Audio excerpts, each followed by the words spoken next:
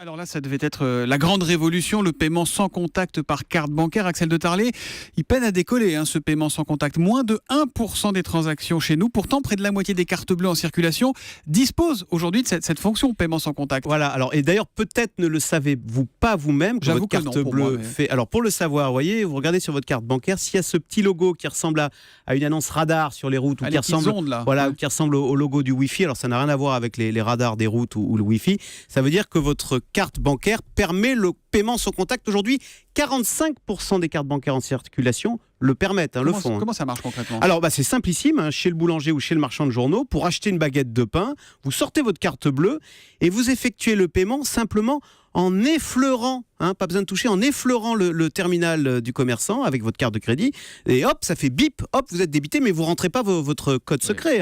Ça prend une demi-seconde, c'est assez bluffant. À vous écouter, on comprend pourquoi ça marche pas très bien, ça pose des problèmes de sécurité. Donc qu'est-ce qui se passe si je perds ma carte de crédit ? Alors vous avez raison, il n'y a plus rien. Bah oui, c'est assez dangereux parce qu'il n'y a plus de code. D'ailleurs, c'est pour ça que c'est plafonné à 20 € les retraits.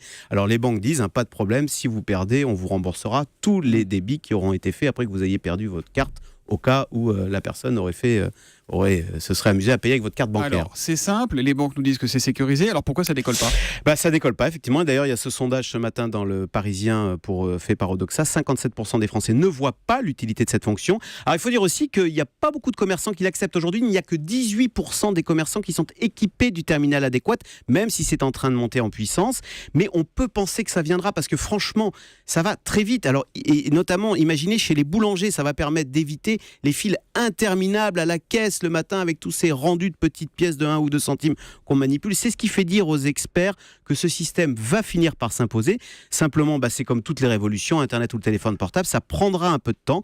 Mais oui, ils affirment probablement que demain, on ne sortira plus son porte-monnaie chez le commerçant. Et au passage, un petit cocorico, parce que qui est le leader mondial de cette nouvelle technologie du paiement sans contact ? Eh bien, c'est le français Gemalto. Ah, le roi de la puce. Et voilà. Ça rappelle un peu le porte-monnaie électronique il y a quelques années qui n'avait pas du tout pris. Oui, parce que chacun avait son système différent. Là, c'est un système généralisé et c'est le même pour toutes les banques. C'est le principe de la carte bleue. Toutes les banques s'étaient mises d'accord. Bien là, toutes les banques sont mises d'accord pour la même technologie. Eh bien, nous verrons dans quelques mois si ça prend ou pas le Zoom Echo tous les matins à 7h10 sur Europe 1. À demain, Axel. À demain.